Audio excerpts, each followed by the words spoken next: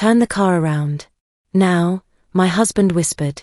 I decided to trust him and it saved us. The plan was foolproof.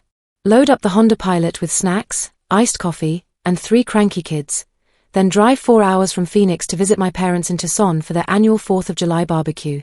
Nothing fancy, just burgers, potato chips, and pretending to enjoy my mother's famous 3-bean salad that nobody actually liked. It was supposed to be normal, borderline boring, which honestly was exactly what I needed. I was behind the wheel, as always. Marcus had this infuriating habit of braking at the last possible second, and my motion sickness made being a passenger feel like volunteering for torture. The kids, Emma, 6, Noah, 8, and Zoe, 11, were sprawled across the back seat in various states of consciousness, half watching some cartoon on the iPad and half bickering over imaginary territory lines drawn across the leather seats. Typical road trip chaos wrapped in superhero-themed travel pillows. Everything was fine. Not magical, not miserable, just fine. The kind of fine that makes you think the universe might actually be giving you a break for once. The Arizona desert stretched endlessly outside our windows, all cacti and red rock formations that never got old, no matter how many times you'd seen them. Then Marcus said it. Turn the car around now. I didn't react immediately. My brain did that thing where it assumes someone's joking, even when their tone suggests otherwise. I let out a little laugh, one of those automatic responses you give when you think someone's being ridiculous but not quite funny enough to deserve a real laugh. Why? I asked, still focused on the road ahead. He didn't answer right away. Just stared straight ahead through the windshield like he was watching something I couldn't see. His knuckles were white where they gripped his knees. Please? Tinsley. Just turn around. That's when I knew this wasn't a joke. Marcus didn't do panic. His default settings were calm, logical, and occasionally tired from working too many late shifts at the hospital. I'd seen him handle medical emergencies with less tension in his voice. If Dr. Marcus Chen was asking me to turn around without explanation, something was seriously wrong. I took the next exit. Thankfully, there was one coming up. It curved away from the highway gently, like the road itself was offering us an escape route. The moment we left the main road, I felt his body relax slightly beside me. Not completely, just enough to make it obvious he'd been bracing for something. Okay, I said, pulling into a gas station parking lot. Want to tell me what's going on? He shook his head. Just drive. Anywhere but there. The kids were starting to notice our detour. Are we going the wrong way, Mom? Emma piped up from the back. We forgot something, I said automatically, my mom autopilot kicking in. I'll explain later. But I had no idea what I'd be explaining. We drove in silence for 20 minutes, maybe more. Just miles of desert highway and the weight of unspoken dread pressing against my chest. My hands were sweating on the steering wheel, and my heartbeat was doing something weird, fast and heavy, like it knew something my brain hadn't caught up to yet. Take the next turn off, Marcus finally said. It led to nowhere special, just a dusty access road with no sign and no apparent purpose. One of those places you only find when you're lost or about to be. I pulled off and parked under the sparse shade of a mesquite tree. He unbuckled his seatbelt. Stay here. Marcus got out and walked to the back of the Pilot. I couldn't see what he was doing from the driver's seat, so I just sat there, watching him through the rearview mirror. My mouth felt dry. The kids had gone quiet, sensing the shift in atmosphere the way children do, like small animals before an earthquake. After what felt like forever, I heard the trunk close. He came around to my window, and his face looked older somehow. Tired in a way that sleep couldn't fix. Can you come out? I need you to see something. I didn't want to. Every instinct I had was screaming at me to start the car and drive home, pretend this detour never happened. But I got out anyway, because 23 years of marriage had taught me to trust Marcus, even when I didn't understand him. He walked me to the back of the car and opened the trunk. Didn't say anything, just pointed to the red duffel bag my father had handed me that morning. Won't fit in ours, Dad had said with that easy smile of his. Just this one bag, sweetheart. I'd taken it without thinking, tossed it in with our luggage and the kids' backpacks and a cooler full of Capri Sun pouches. Hadn't even wondered why my parents seemed so relaxed all of a sudden, so cheerful about a visit they'd been stressed about for weeks. Now Marcus was unzipping that bag, folding back a Cardinal sweatshirt, and I forgot how to breathe. Inside, wedged between clothes and stuffed into what looked like a toiletry bag, were packages. Multiple packages, sealed in plastic, definitely not toiletries, definitely not anything that belonged in a family car with 3 kids in the backseat. I wasn't scared. Not yet. Fear was still making its way through the shock. What I felt in that moment was something slower, heavier, like falling through the floor of my own life. "They put this in our car," I said. My voice sounded like it belonged to someone else. Marcus nodded. "With our children in the back." Another nod. I looked up at the desert sky, still bright blue and beautiful, like it hadn't gotten the memo that everything was falling apart. "How did you know?" I asked. Marcus was quiet for a long moment, staring at the closed trunk like it might still be open underneath. "When your dad handed us the bag this morning," he said finally. Something in his eyes. The way both your parents smiled. Like it was already done, like they were sure it would work. He shrugged, a gesture that looked more like he was trying to shake off something heavy. I couldn't stop thinking about it the whole drive. Then, just before we hit Tucson city limits, it hit me. I didn't know for sure, but I knew enough. I leaned against the car, my legs suddenly unsteady. The desert heat was beating down on us, but I felt cold all over. This wasn't random. This wasn't desperation or bad judgment. This was calculated, planned, executed with the kind of casual cruelty that takes practice. The worst part? I wasn't entirely surprised. Growing up in the Walker household had been like living in a perpetual performance. My parents were the kind of people who believed that looking successful was more important than actually being successful. Image was everything. If you seemed generous, if your Christmas decorations were perfect, if your refrigerator was stocked with expensive mustard you never used, then you were winning at life. Didn't matter if the credit cards were maxed out or if the utilities got shut off that winter when I was 12. We were doing fine. That was the script, and you stuck to it or got written out of the show. I'd learned early that being the responsible one in my family was like being the designated driver at a demolition derby. They didn't want help, they wanted cover. And I'd been giving it to them for years. My sister Brooke had inherited all of it. The charm, the hustle, the gravitational pull of someone who could light up a room while quietly unplugging your self-respect. She was the favorite.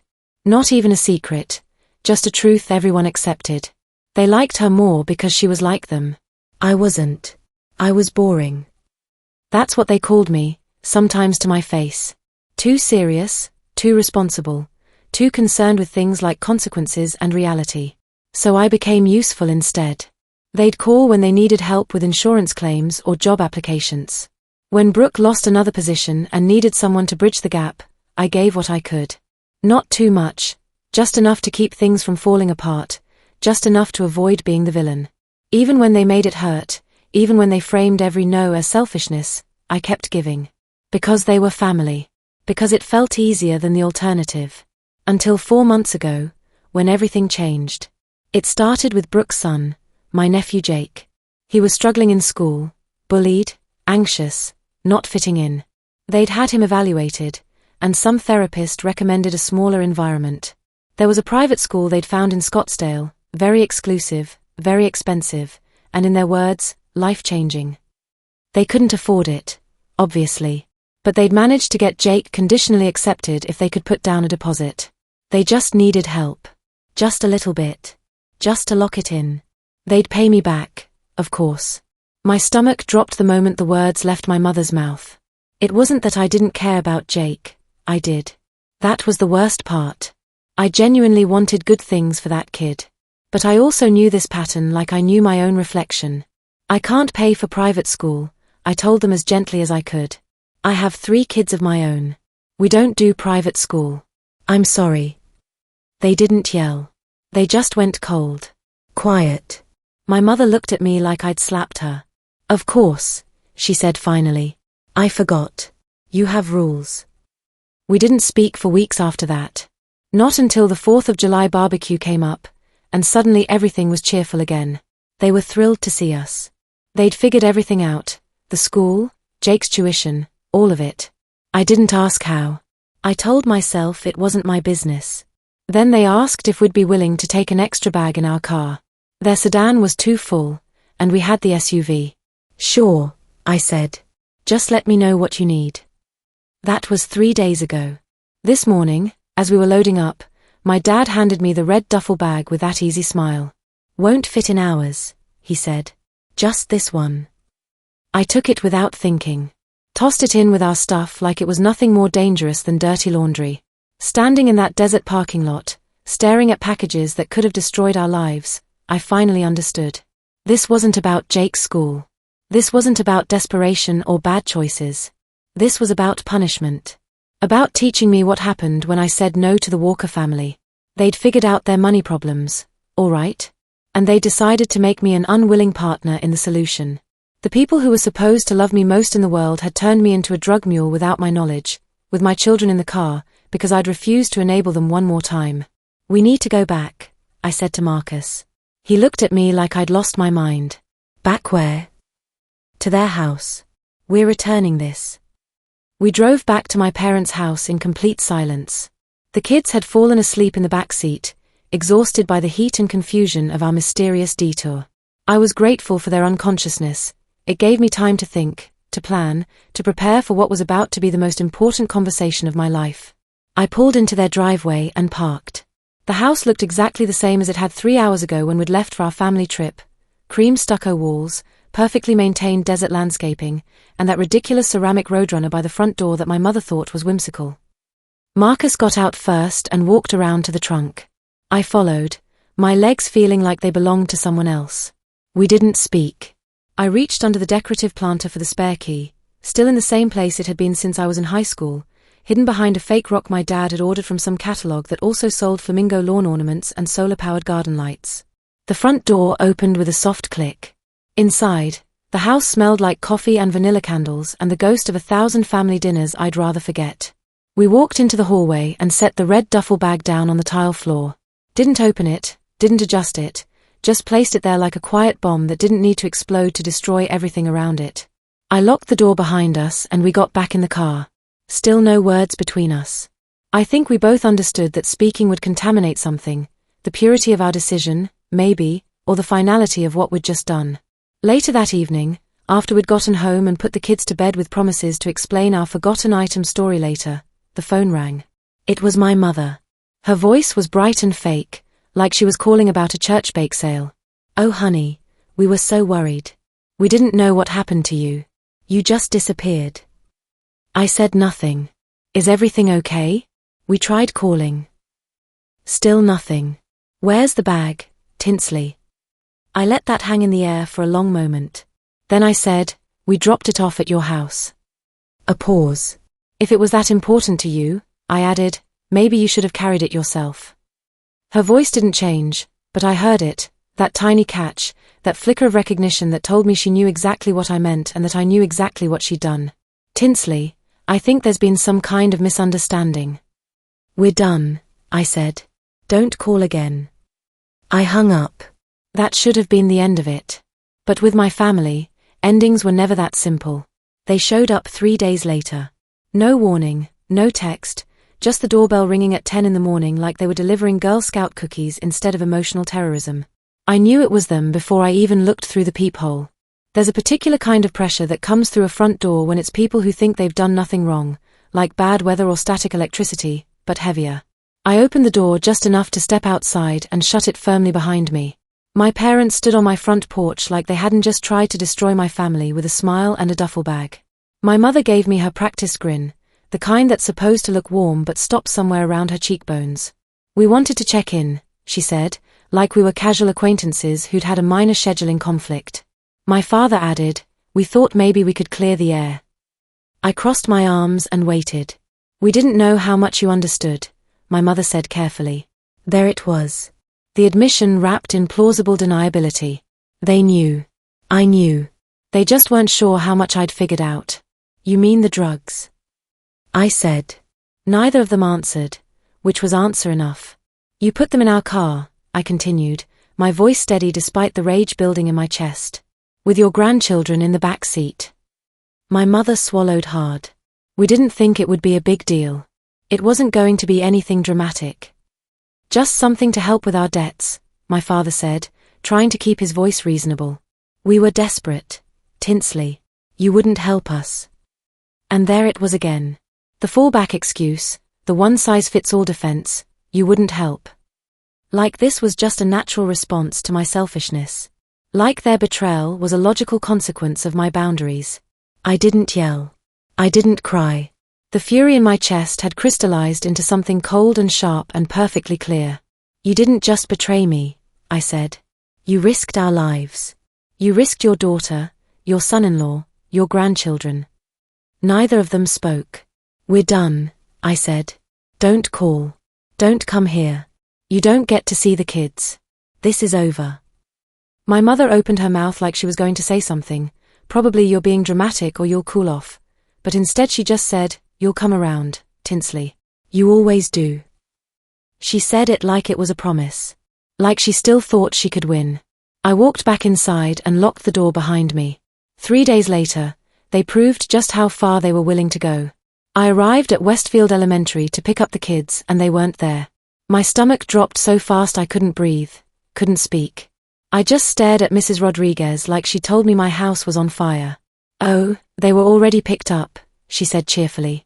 Your parents said you'd ask them to get the children today. I don't remember driving to my parents' house. I remember being in the car, the sound of the engine, the feel of the steering wheel under my hands, but everything in between is a blur of panic and rage. Inside their house, it looked like a toy store had exploded. Lego sets, video games, candy, balloons, a whole carnival of bribery spread across their living room. The kids were glowing with sugar and excitement, clutching new treasures and laughing like this was the best day of their lives. My parents were playing the part of doting grandparents with Academy Award-worthy dedication. My mother was cutting cake. My father was on the floor building something electronic that beeped and flashed. They'd never spoiled the kids like this before. Not once. But suddenly, after I'd cut them off, suddenly they were Santa Claus with a credit card. We're leaving, I said. The kids whined. Emma clutched a new stuffed unicorn like it held the secrets of the universe. Can we keep the toys? Noah asked. I hesitated for exactly 1 second. Then I said yes, because taking the toys away would make me the villain in this story, and I wasn't giving my parents that satisfaction. As we headed toward the door, my mother called after me in her sing-songy voice, "They'll come back to us, Tinsley. Children always do." She said it like a threat disguised as hope. That night, I sat on our bed, looked at Marcus, and said, "We have to leave Phoenix." He didn't ask why. He didn't need to. "Your company has that position in Asheville," I said. "Your parents live there. Good schools, clean air, mountains. I wasn't ready before. I am now." He nodded slowly, like he'd already been halfway to the same conclusion. "The transfer is still available," he said. "Good. Let's take it." 6 months later, we were in North Carolina. The Blue Ridge Mountains were everything I'd hoped for, beautiful, peaceful, and 2,000 miles away from people who thought love was conditional on compliance. The kids adapted faster than I'd expected. New schools, new friends, new routines that didn't involve checking my phone with dread every time it rang. Marcus's parents, warm and drama-free, lived 20 minutes away and actually wanted to help without expecting anything in return. We didn't tell anyone where we went. We blocked numbers, changed our address, and disappeared, not in the dramatic storming off to find yourself way, but in the we deserve peace way. One evening, my phone rang from an unknown Arizona number. I let it go to voicemail. Later, I listened to a message from a cousin I barely knew. "Hey, your mom says she doesn't know where you are. She's really upset. Family is family, you know?" I deleted the message without calling back. About a year later, I got an email from Brooke. Subject line, "Emergency, please read." The message was long, frantic, poorly punctuated. The gist: our parents had been arrested trying to cross the border with drugs in their trunk. No family middlemen this time, just 2 people in their 60s who still thought rules were suggestions. The email ended with a plea: they need help. They need money for a lawyer. You have to put the past aside and show up. Your family. I read that line 3 times. Then I hit reply and wrote, "I did show up once. I'm not doing it again." I heard through the family grapevine that they took a plea deal. 4 years each. Long enough to sit with what they'd done, if they were capable of that kind of reflection, which I honestly doubted. We have a life here now in Asheville. It's not perfect, but it's ours. The kids laugh more. Marcus sleeps better. And I haven't had to translate guilt into silence in a very long time. I don't regret the boundary I drew. Not for a second. Some people will tell you that family is everything, that blood is thicker than water, that you should always forgive and forget. But sometimes the most loving thing you can do, for yourself, for your children, for the future you want to build, is to walk away from people who mistake your loyalty for weakness. Sometimes the bravest thing you can do is trust your husband when he whispers, "Turn the car around. Now." Because that whisper might just save your life.